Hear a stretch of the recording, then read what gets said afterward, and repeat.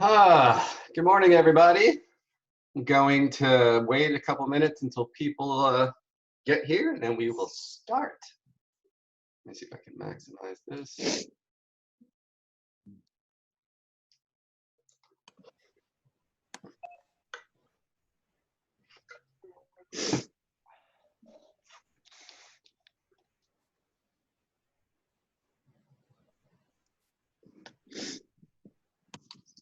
Good morning, Brian. Good morning, everybody. Welcome to our first online lecture using Zoom. This is interesting.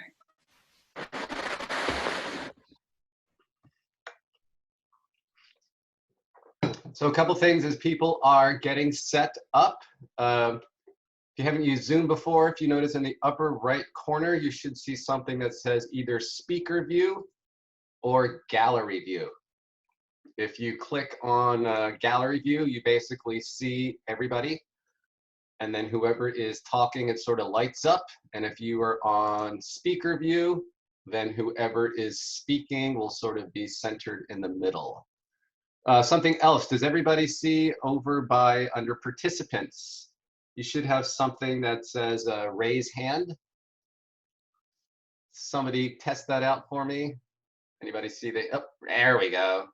So if you guys have a question at any point, do that. And if I have time, then I will answer the question. So just so you know, my goal is for these Zoom lectures is to basically lecture for about half hour, 45 minutes, and then I'll have office hours followed directly afterwards.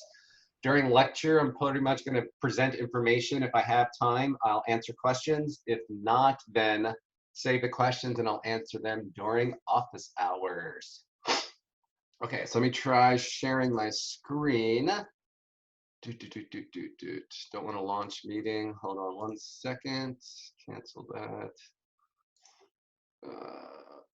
Go to physics 10. Okay, so I'm sharing my screen.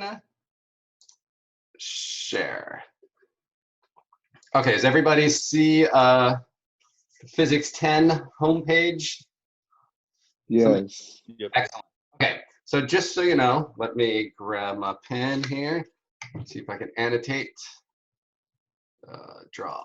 Okay, so I'm going to keep this part sort of updated with what is due when, and I'll probably just do it 2 weeks out. And let me mouse. Undo. Okay, can everybody see the new screen, Physics 10 online resources? I can see it, yeah. Okay, good. So a few things here. So most people have already managed to sign up for Mastering Physics. If not, then this is the site you need to go to, and I have information on basically how to set up an account. Few people were having trouble. Now everything should be working. So if you still can't log in this afternoon, let me know. And this is the site for basically clicking to join for Zoom. A couple other things, I kind of went through this before, but I have a Physics 10 playlist on my YouTube channel. So if you click on this, it'll take you directly to YouTube. I also uploaded to my personal website a couple versions of the textbook because I know some people don't have access to it. So there is a really nice version, this 10th edition. It's a huge file. It's over 500 megabytes, just so you know. This edition is a newer edition, but it's not nearly as nice. It's a much smaller file. And then let me just clear all that. Mouse. Okay, then in terms of things that I have available. So one, lecture notes. So these are the lecture notes that basically I have for me. So these are my own notes. I figured I would just upload them. I'll sort of use these to lecture from. And then any online lectures, basically I'm going to post them as a YouTube video pretty much the day that I record it. So later on, I don't know if I can do it today. Well, I'll do it by tonight. This Zoom lecture will be posted. And then also, I'm going to be doing office hours on Zoom. Anytime I have office hours where I'm actually answering questions or things like that, I will post that Zoom session to YouTube also. Okay, so let me just pause here for a second. Any questions just about sort of this online content that I have? I'll go through sort of the Mastering Physics site again in a second, but any just questions on anything from this web page that I have set up here? Pause for a second.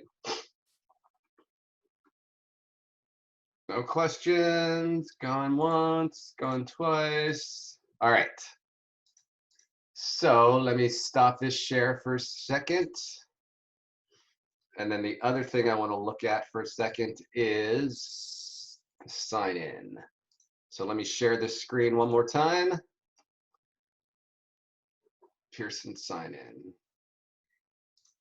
Okay, so this is the site to go to log in. And so I'm right now, let me just do this as a student. I'm logging in as a student. So when you log into physics, mastering physics, you're only going to see one course. I have another class that I'm teaching. I registered as a student in both classes. So a few things that are going to be super useful for you from this site. So one, this is where we're going to be turning in homework and taking our online quizzes. Few things that I want to just point out. Let me annotate this again, draw. So in terms of the assignments, these reading assignments, these are there just to make sure you're staying up with the course. I'm not grading those. They don't count towards class participation or anything like that. It's just to make sure that you're staying up with the material. The very first homework assignment you guys have is due on the 2nd, which is Thursday. So you have one is just a homework assignment dealing with how to use Mastering Physics. The second one is just the Chapter 22 homework. And then your first quiz is going to be on Friday. Now, let me just say, these are the last days that you can do the homework, you can do the quiz. Hopefully, most of you have already done Chapter 2 homework. You can upload it at any time. And actually, let's just see how you would do that. So let me clear all drawings. So if I wanted to do, let's say, the Chapter 22 homework, I click on it, and then I click on the first question. And these are exactly the questions from the homework. So why are objects with vast numbers of electrons not electrically charged? And then you would type in your answer. And then you submit your answer. Are you satisfied with your answer? You'll not be able to modify it. Say yes. And then you would go on to the next one. So the answers, you don't have to write a whole paragraph, but just please use complete sentences. And then going back, when you go to take the quizzes, so electrostatics quiz. So one, it's a timed quiz, which means you only have 30 minutes to complete it once you click start. So for those of you who have special accommodations, I couldn't access the site yesterday, but I will add the extra time for you by hopefully this afternoon. And then it's just a 10-question multiple choice quiz. And yeah, once you start it, you only have 30 minutes. Just to let you know, since we're doing this online, the quizzes are going to be open notes, open everything. The only thing you can't do is do an internet search. So ideally, the quizzes will be fairly straightforward. Like I said, 10-question multiple choice quiz. You have 30 minutes to do it. And that 30 minutes starts once you start the quiz. Okay, a few other things. Study area. So one, your e-text is a really great version of this textbook. So one, like I said, you have PDFs of it that I have uploaded to my personal website. You can download those. But if you are on Mastering Physics, you want to look at the textbook, it takes a second. Come on. Okay, so like here's Chapter 22. It's got some really nice things. You have a little checkpoint questions each time. You can sort of check your answers as you're going. Over here, if you want to navigate, let's say, to a different chapter. So now we're starting Chapter 23. Click on that, and then you can, let's do this content. it'll basically give you chapter 23. And again, these are all really nicely laid out, nice and easy to follow. What are these things? Notebook. I haven't actually played with this. Brian, question. Yeah, so I know it's on here, like it's on the Pearson website, but if we have the book, do we have to read it online or can we just read it in the textbook? Oh yeah, you can just read it in the textbook. And Okay, it one thing won't about affect this, anything? say that again? It won't affect, like, it won't show that I have to be on here, like I don't have to be online to read the text there. I can just read it like at home, like on my textbook. Yeah, so let me move this for a second. So if I go back to this course home, so like if you want to mark the study, here it says read chapter 22. You can either read each of these sections individually, or if you want to just say, hey, I read this in my textbook, you can say, I read this in my print textbook, mark complete. And then Okay. when you go back, then it'll show that you completed the assignment. So now it says, I read chapter 22. Okay. And again, this is just sort of for you to make sure you're staying on top of the material.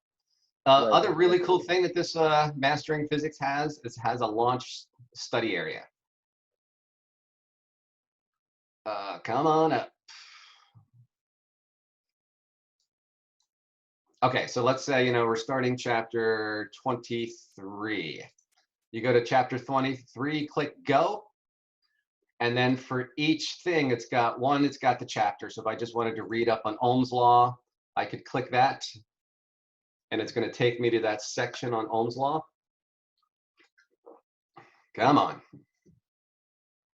So here's a section of the book on Ohm's Law. If you want to do a little quiz, come over here, you do a chapter quiz, and it'll take you to a short little practice quiz. For each chapter, it has some videos. So if you wanted to go to, let's say, chapter 23, there's a video on Ohm's Law. Click that, and it'll take you to a video. And just so you know, this is the guy, Paul Hewitt, who actually wrote the textbook. This relationship, current proportional to. So he's got certain videos for each chapter. You've got a couple other things that are pretty cool. E-text chapter quiz videos. There were also for some of these, let me go back, chapter 22. Go. Oh, and they also have for each chapter flashcards, which are kind of cool. Now, let me just warn you, I am not covering every section of every chapter. So if you're going to do, oh, let me just see something. So let's say I wanted to study a couple chapters at once as a review. So we did chapter 2, 3, 4, 5, 7, 11, 14, and now we're doing 21, 22. So let's just see if I click all of these, create a deck, resultant. Oh, so this will basically give you a bunch of different flashcards sort of to quiz yourself. But again, keep in mind, I am not covering every single part of every single chapter. Could you guys see the flashcards? I can't even tell. It popped up a window for me. Can you, anybody see the flashcards right now? No. Okay, so when I'm sharing a screen, if it has a pop-up window, you can't see it. But over down here, I said use the flashcards. When I click on this, then it creates a pop-up window that you guys can't see, but you can create flashcards for each chapter. So all of that is under the study area. So the big things from this are my course home, which is going to list basically all of the upcoming assignments. You've got e-text, which is just an electronic version of the text. And you've got the study area with all sorts of pretty cool little study tools. So let me stop that. So that was just a quick little tour of how we're moving online. And I sent this out just so you know, right now, Cabrillo is not going to even consider starting until May 5th. Summer's classes are already all been moved online, and it's looking like we're not going to go back the entire semester. So this is pretty much how we're going to be doing the course until May 5th, but probably for the rest of the semester. Is I'm going to be doing Zoom lectures. Every once in a while, I'll create a video at home and then upload it. But any lectures on Zoom will be uploaded to YouTube. Any office hours will be uploaded to YouTube also. So I want to start chapter 23, but before I do, I want to open it up for questions for a few minutes. Any questions people have about mastering physics or this new move online or using Zoom? Alana? I was wondering about the quizzes. When Yes. will we be able to see how we did on the quizzes? Has anybody taken the quiz yet? I have. I just haven't been able to see how I did on it. It just Oh. marks when you complete. It just marks it complete, so you don't know what your grade was. Yeah. Oh, I thought it would have given you your grade right when you were done. That's what I thought. I will look into that and see if there is a way to share the grades with you. Okay. Because let me actually see something real quick. I'll try taking the quiz just to see what happens. So if I'm on course home, let me share that with you guys again. Come on, get out of there. Share screen, course home, share.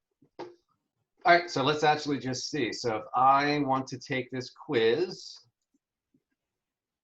I'm just going to start it. Let's just do the first couple questions. So first one. Conducting materials are composed of atoms with loose outer electrons, vastly more charged than insulators, strong cohesive force between them, excess neutrons compared to protons. I'll give you this one. So something that is a conductor has basically loosely bound electrons. Every electron is not anchored to a particular atom. So if I hit submit, it doesn't tell me whether I'm right or wrong. Let's just click a few without even looking at, oh wait, it says completed. Okay, so now I click next. And let me just randomly click on a couple. Next. Randomly click on one. Okay, so let's just say I complete it.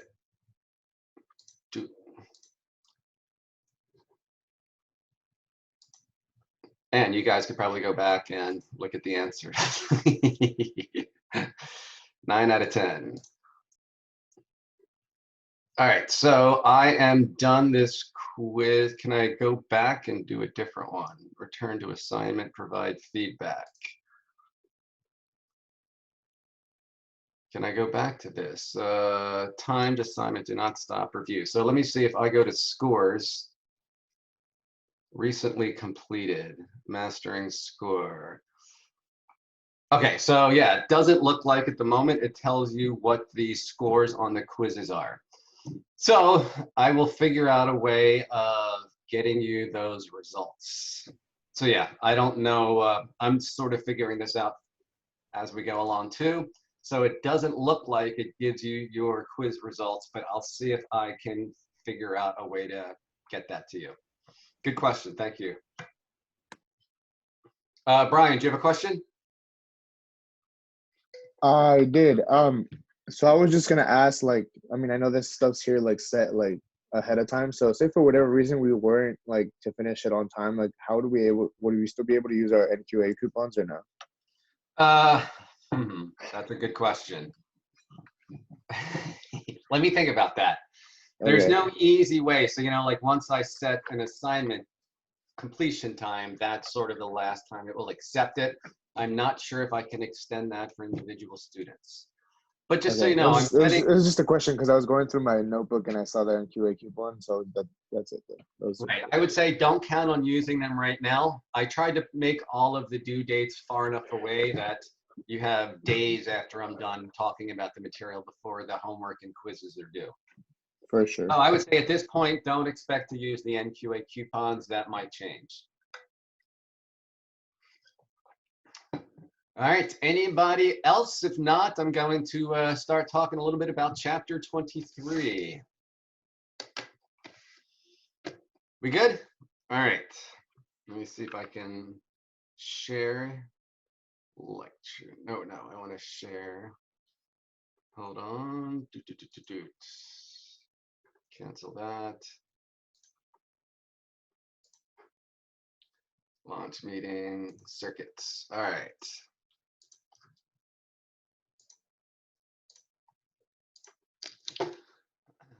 All right, can people see this Phet animation? Basically, I have a circuit set up. Yes. Yeah. All right, excellent. So this right here is, in a sense, the most simple circuit you can have. So what we have here is basically a battery. This is what's supplying the energy to move electrons that are already in the wires. I've got basically just conducting wires. And again, which makes these wires conducting is that they have a bunch of free electrons. Meaning that these electrons in here, so assuming this is a copper wire, copper has, I think it's 28 electrons or 30, I forget what the atomic number of copper is, but every single copper atom doesn't have all of its electrons bound to it. In a copper wire, what you have are a bunch of electrons that aren't anchored to any particular atom and are free to move around. Now, before I complete this circuit, basically there is no force pushing the electrons in any particular direction. The electrons are just sort of randomly moving. You don't actually see that in this particular circuit. But once I close the circuit, what ends up happening is now there is a force to move electrons in the circuit. And in terms of batteries, am I annotating this? Hold on. Draw. So whenever you have a battery, this little nub part, that's the positive end of the battery. And then the opposite part is the negative end. Ooh, did somebody just draw that? Can somebody draw on here too? Yeah, you can. Ah, okay. So I have it so if people wanted to circle something or indicate a question like that, you guys could use your mouse to sort of write on the screen. So just a few things to notice. So here's the battery, here's the positive end, here's the negative end. So let me just show you a second this conventional current.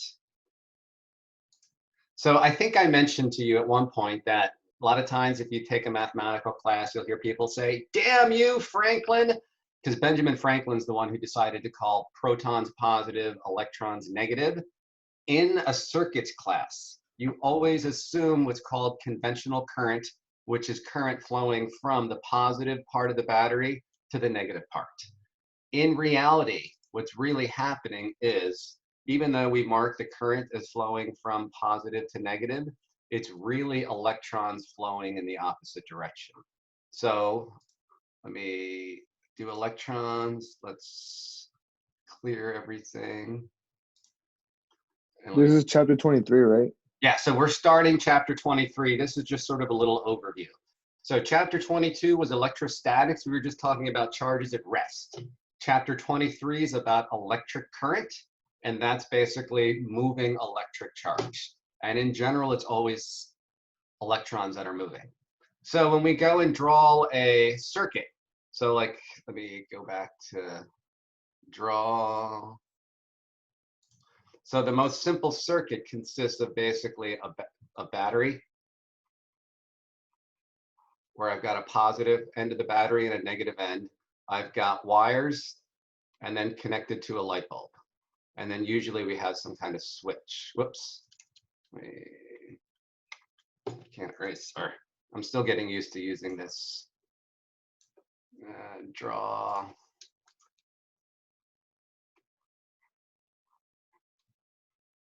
So when the switch is open, we basically have an open circuit. And anytime we don't have a complete circuit, no charge is going to flow.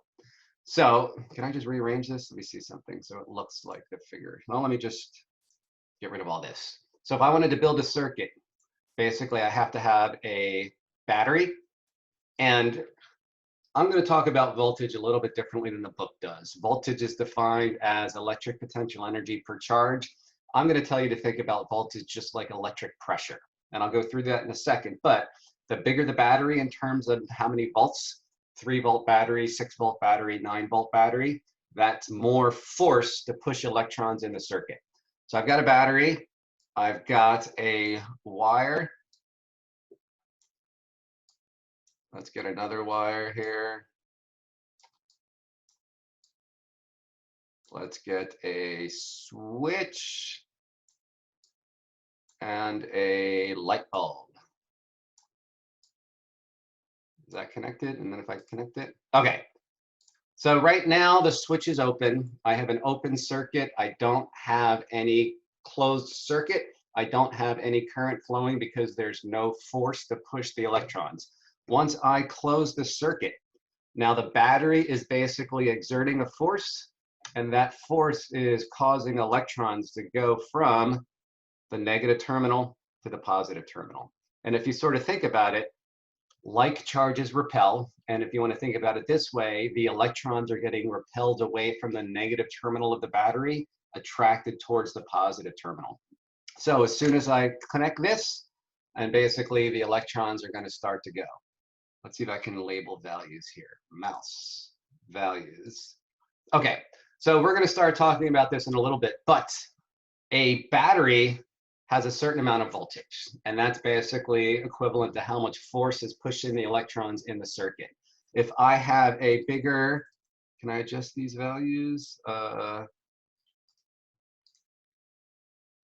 Let's see, battery resistance, wire resistivity. I wanted to see if I could adjust this. Like, oh, there we go. So if I have a bigger battery, a more powerful battery, let's see if it shows this. Whoa, oh, excellent. So a couple things that we're going to look at. One, the bigger the battery in terms of how much voltage it provides, the more current flows. So current depends directly on voltage. If I have more voltage, I'm going to have more current flowing, which if I have a light bulb is going to result in a brighter light bulb. So less voltage, here's 0 volts. Smaller the voltage, the less current flows. As the voltage gets bigger, I'm going to get more current. So one of the big things we'll see, and again, I haven't started with the actual notes yet, is that how much current flows in a circuit, current, is proportional to the voltage. Basically meaning if I were to double the voltage, I would double how much current is flowing. The other thing is everything has what's called a resistance, which is basically how much it resists letting current flow through it. And so battery has a resistance too. If I were to increase the resistance of the battery, what you'll see is the bigger the resistance is, the less current flows. And so current depends on the voltage. More voltage, more resistance. The other thing it depends upon is the current. Goes like 1 over the resistance. So the more resistance there is, the less current is going to flow. The more voltage you connect a circuit to, the more, wait, I don't know if I said that right. The more voltage you connect a circuit to, the more current's going to flow. The bigger the resistance of the circuit, the smaller the current's going to be. And so we're going to get to this Ohm's law that basically says how much current you get is going to be equal to the voltage you connect the battery to divided by the resistance. Okay, so that was just sort of a quick little overview of what a circuit looks like. Now I want to sort of start a few notes that I'm going to do using OneNote. So let me stop this share and let me just open it up for a couple minutes. Any questions just about that initial share of showing you what a circuit looks like, what a battery does, and things like that? Going once, going twice. Okay, let's do a new share.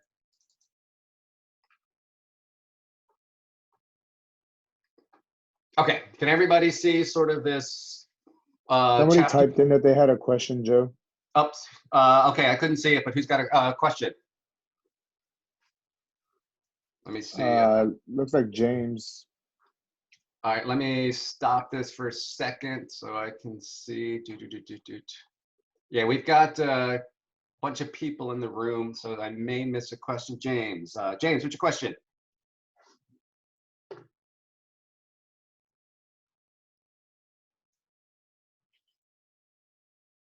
Oh, wait, Allie Harder said it showed me my grade right away. Try opening it back up after you complete it, and it says at the top your score. James, I can't hear you. It shows that you're not muted, but I'm not getting any volume from you. You want to type out a question?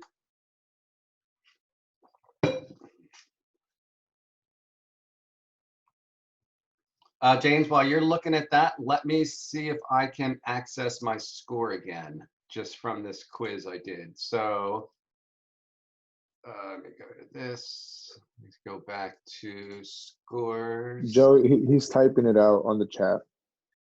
Can you multiply the voltage to find the ohms? Let me do a little share screen. Let me try a white screen. Ooh, okay. So just as answering this, again, we're going to cover this in more detail probably on Thursday, but Ohm's Law basically says how much, oh, let me get rid of this. Can I erase that? Nope, I need to go to eraser. Draw. So Ohm's Law basically says how much current you get equals how much voltage you connect a circuit to divided by the resistance of it. So this is the equation for Ohm's Law. So one, just so you know, current is often written just as an I. Voltage is often written as a V. Resistance is written as an R. So a lot of times you might see Ohm's Law written as V equals IR. But I think the way that is easier to think about it is the current you get equals the voltage divided by the resistance. And this is an equation, if you want to think about it in terms of units. Again, we haven't gotten to this yet, but current is measured in amps. So how many amps you get is equal to how many volts you connect the circuit to divided by the unit of resistance, which is ohms. Which if you've ever seen, it's basically like a little horseshoe. So if I want to ever know how much current I get, how many amps I get, is going to be equal to how many volts I connect the circuit to, 1.5 volt battery, 3 volt, 9 volt, something like that, divided by the resistance of the circuit. So the answer is, James, yes, if I have the current and the resistance, I could get the voltage just by V equals IR. And in fact, in a mathematical class, if you were given the resistance, or if you were given the voltage and the current, you could figure out the resistance. So all three of these equations are equivalent. If you have two, then you can get the third quantity. So if I had current and the resistance, I could get the voltage. If I had voltage and resistance, I could get, or voltage and current, I could get resistance, and so on. Oh, chat. Oh, it shows me when I have a chat thing. Can you multiply the voltage to find the ohms? Oh, yeah. So the answer to that was yes, you can. Okay, so let me stop this share. Stop.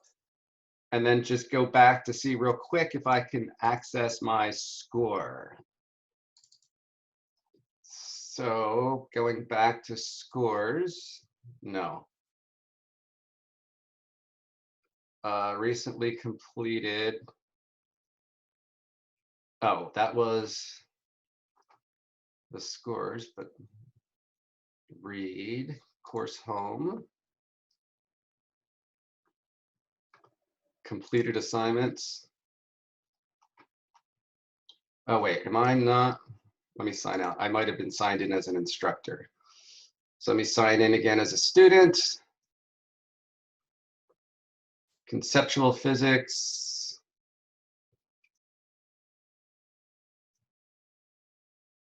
Why is it saying I didn't take this quiz? Oh, my quiz. You get 30 minutes for the quiz. The quiz is still running. Can I change my mind?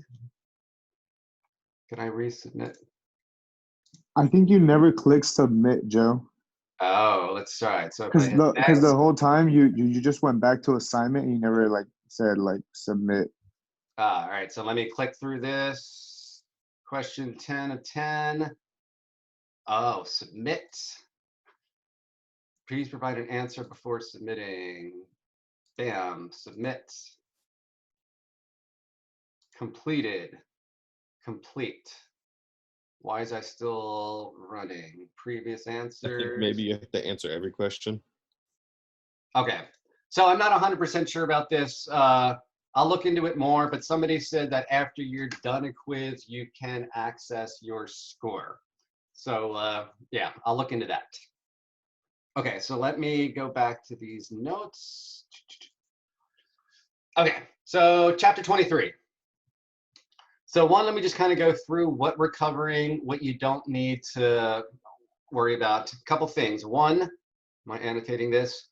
Keep in mind, these readings are from an older version of the textbook. The readings aren't going to apply exactly to the 11th or 12th edition. So if you have a different edition, don't worry about the reading. So we're going to focus on electric current, what it is, what is electric potential. And let me just tell you, I'm going to do this different than the book. I'm going to basically tell you to think about voltage as like electric pressure. The bigger the difference in pressure, the more current is going to flow. We're going to talk about a resistance, which is just basically how much a wire or electrical device resists letting current flow through it. Talk about Ohm's Law, and this will be sort of a big thing in this chapter. Talk a little bit about direct current and alternating current. But the big things in this chapter are circuits, the difference between series and parallel circuits, Ohm's Law, and then electric current, voltage, and resistance. So one, let me just be specific. What is electric current? Current is basically just the flow of electric charge. And keep in mind, when we're saying electric charge, it's really just the flow of charged particles. Usually it's electrons in a circuit that are flowing. And so I was saying, in a wire, it's actually usually electrons are what's flowing. But in some instances, like in a car battery that has a conducting fluid, you can actually have positive ions that flow.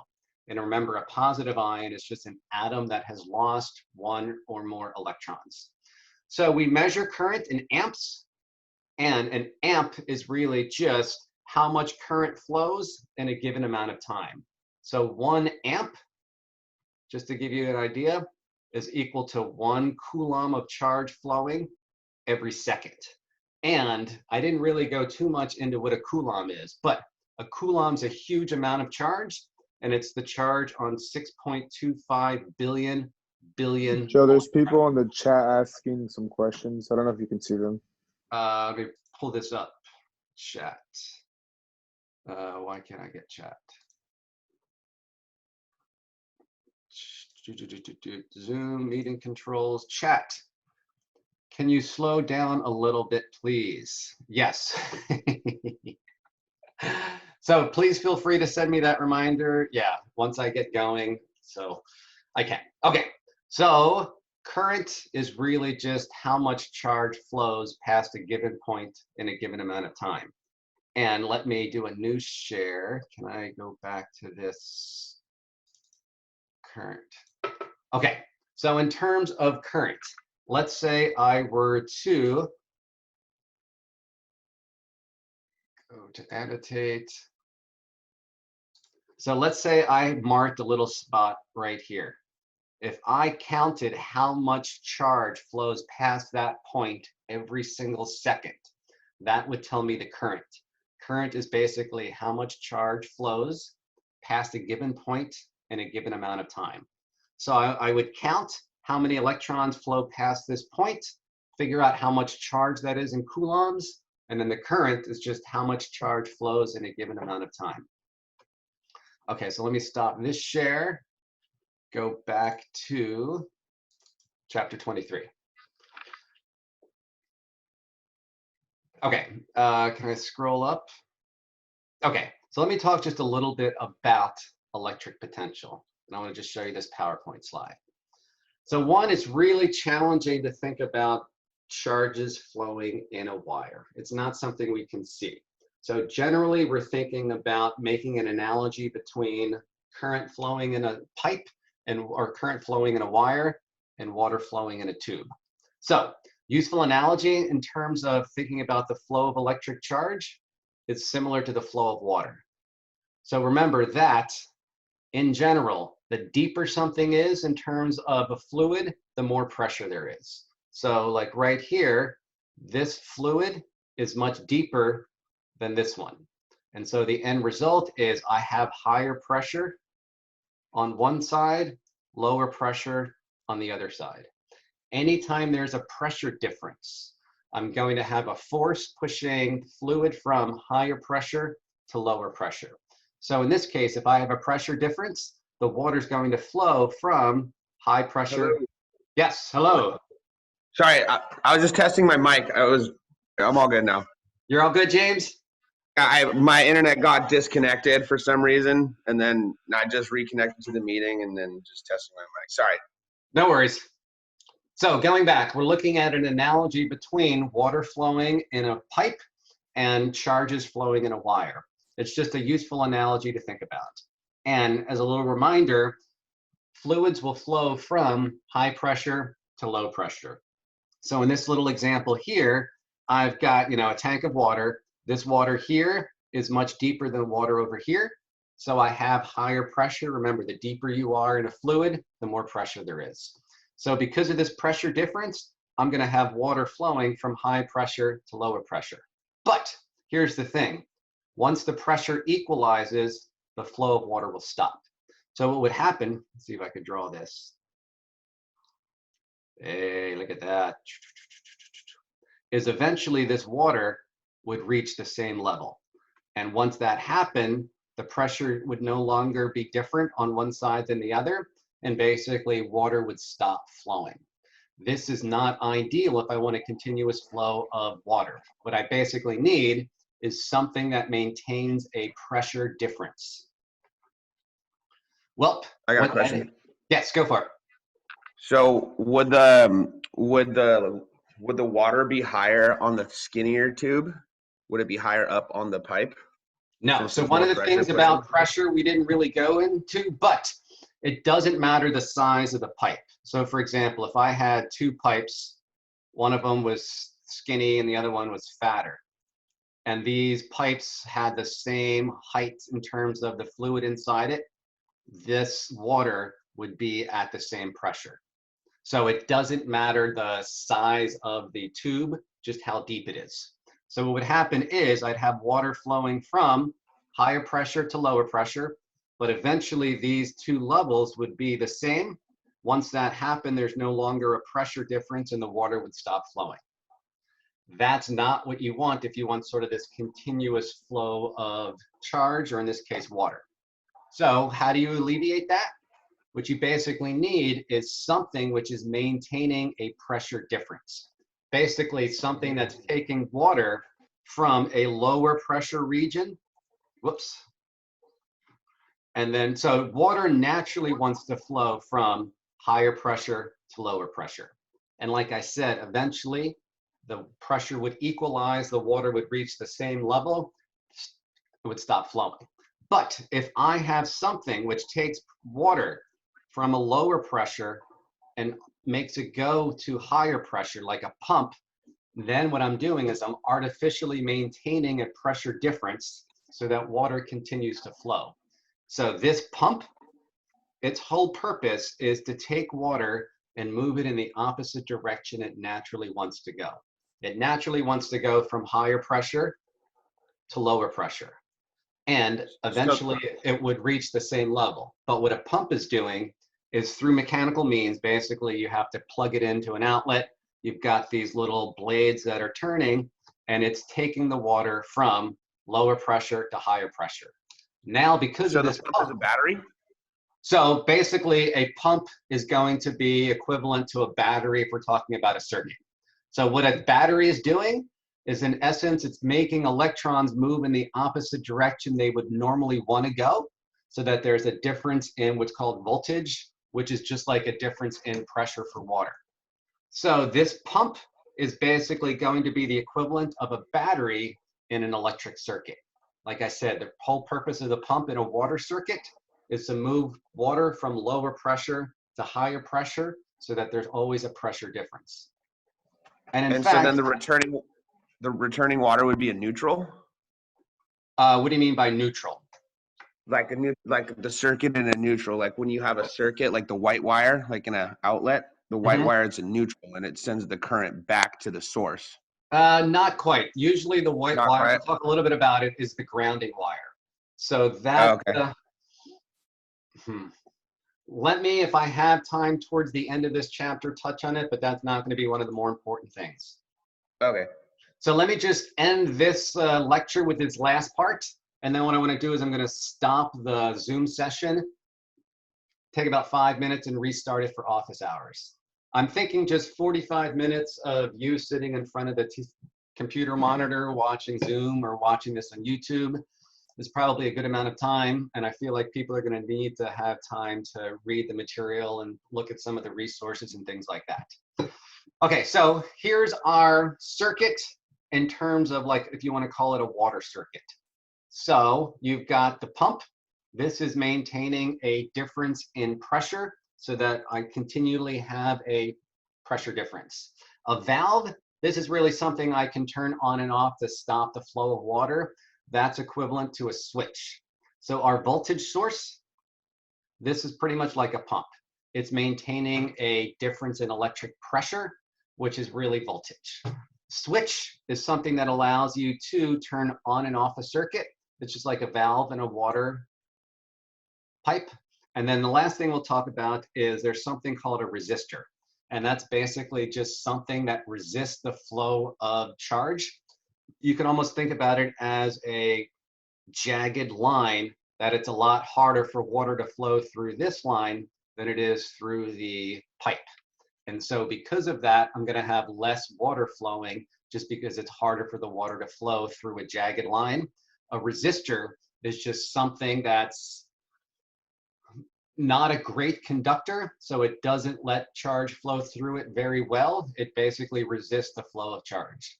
So this is sort of our simple analogy for a circuit, is instead of water flowing in a pipe, I've got electrons which are flowing in a circuit.